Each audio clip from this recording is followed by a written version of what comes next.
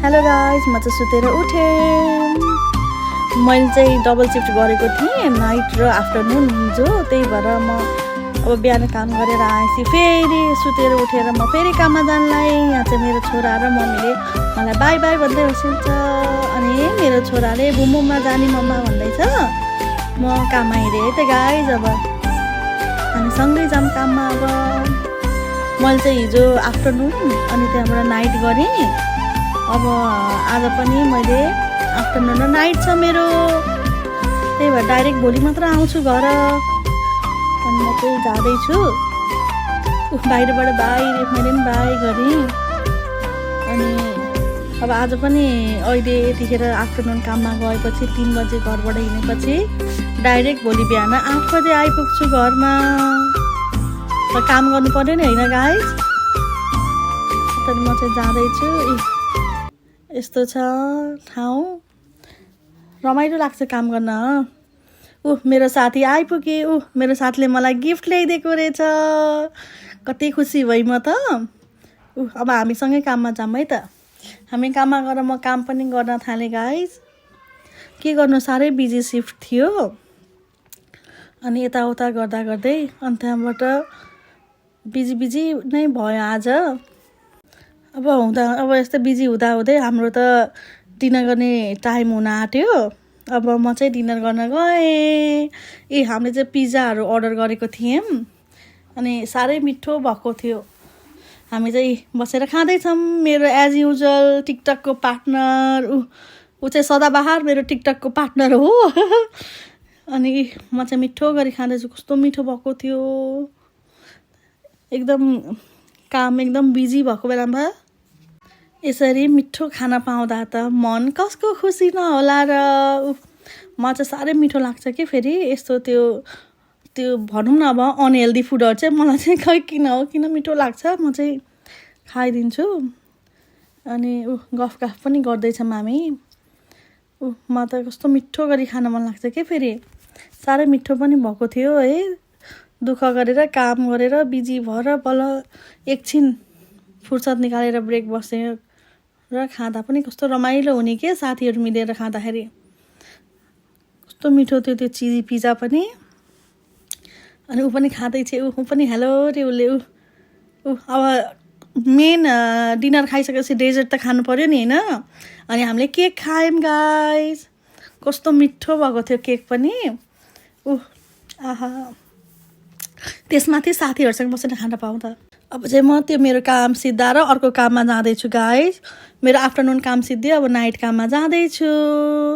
सँगै जाऊँ है त। त्यो चाहिँ अलिक 15 मिनट जति 15-20 मिनट लाग्छ मेरो अर्को कामबाट यो काममा आउनलाई। म चाहिँ जाँदैछु। सुनसान छ। रातिको काम हो नि त, नाइट काम। त्यही भएर सबै सुनसान छ। यो चाहिँ हस्पिटलमा हो गाइज। बच्चा बुच्ची आएर डिस्टर्ब गरेँ कि फेरि यहाँ। अनि यो चाहिँ हस्पिटलमा हो गाइज। म चाहिँ लागेँ कामतिर है। मेरो काम पनि आइपुग्यो। अब म भित्र छिरेँ। अब यो चाहिँ मिडनाइटतिर हो गाइज।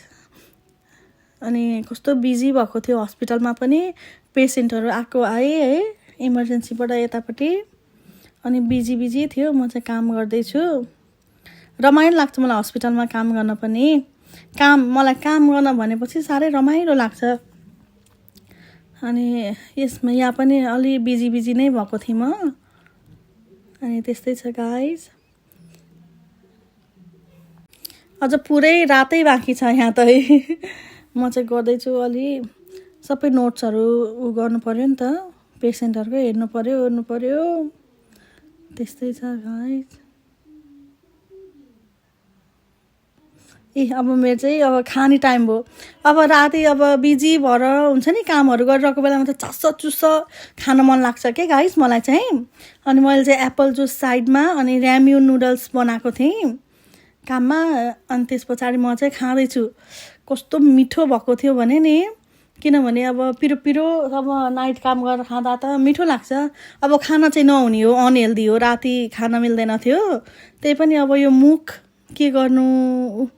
3:30 बजेतिर खाएको थिएँ। 3:18 भएको रहेछ खाँदाखेरि। त्यतिखेर बल्ल फुर्सद मिलेर खान थालेँ। अब हेर्दै 4 पनि बज्यो। 6 पनि बज्यो। अब म घर जाने टाइम पनि भयो गाइस। ल अब म घर जानलाई बाहिर निक्लेँ। ओहो चिसो चिसो चिसो मौसम है, बाहिर निस्किँदा त जाडो पो छ त।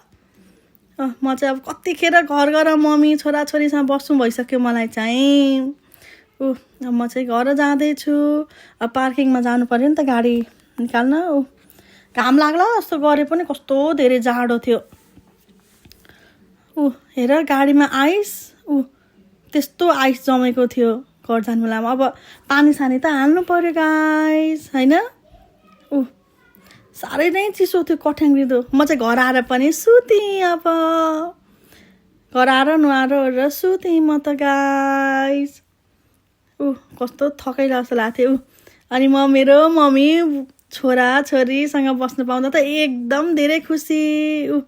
कहिले गएर मम्मीहरूसँग बस्नु भएको थियो मलाई त।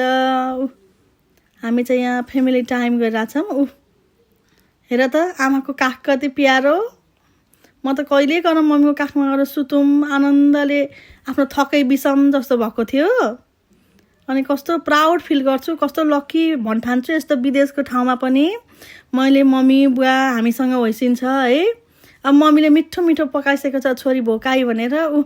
यहाँ काउलिनी खाना, अनि गोलबेडाको अचार, साग स्यालेडहरू, मोही, अनि त्यो के तरकारी हो, अनि दही खाना लायौँ हामीले चाहिँ गाइस। अब खाइहेरौँ है त कस्तो छ। मम्मी चाहिँ खाना थालिसक्छु। अब म पनि खाना थाल्छु गाइस। म चाहिँ मिठो गरी खाना लाएँ गाइस। अब खाएँ ल। आहा कस्तो मिठो भएको। मम्मीको हात नि, मम्मीले त मलाई जे पकाए पनि मिठो लाग्छ। काउलिनी पनि खाएँ। कस्तो मिठो भएको गाइस। सुतेर उठेर खाना खाँदाखेरि त नि स्यालेड काँक्रो पनि खाँदैछु म त। त्यो यो भिडियो हेरेर मलाई त अहिले पनि फेरि दोहोऱ्याएर खाना खाउँ जस्तो भइसक्यो। ल मैले चाहिँ यो खाना खाइसकेपछि भोइस ओभर गरेको। आहा तुनुक तुनुक तुनुक तुनुक मोही पनि तुन्काएँ। हेर त कस्तो मिठो गरी खाँदैछु म चाहिँ कस्तो मिठो गरी खाँदैछु गाइस। म त खै के भएको, म त जे पनि मिठो लाग्छ मम्मीले पकाएको नि। आहा साग, आफ्नै बारीमा फलेको साग, कस्तो मिठो गरी खाएको। कस्तो खाउँ खाउँ लागिसक्यो फेरि। त्यो चाहिँ कस्तो मिठो भएको थियो कि म त केही भन्नै आएन। म त मिठो गरी खाँदैछु गाइस। आमा छोरी सँगै पनि बसेर खाँदैछौँ गाइस। कस्तो मिठो भएको है। म चाहिँ मम्मीको हात माग्दैछु क्या, खै कुन हातले गरेको मम्मी भनेर म माया पनि गर्छु। हामी चाहिँ मिठो गरी खाँदैछौँ गाइस, किनभने खानुपर्छ। खाएपछि बल्ल ताकत आउँछ होइन। हामी चाहिँ खाँदैछौँ। साह्रै नै मिठो भएको थियो। हामीले चाहिँ सुतेर उठेर खाएको हो नि त मैले चाहिँ। अनि मम्मी पनि बिचरा, मम्मी पनि कुरेर बसिरहेछ रहेछ छोरी उठेपछि सँगै खाने भनेर। आमा भने आमा हो नि त होइन गाइस। आमा जस्तो अरू कोही हुनसक्छ त? सक्दैन। मम्मी पनि मोही पिउँदै होइसिन्छ अब।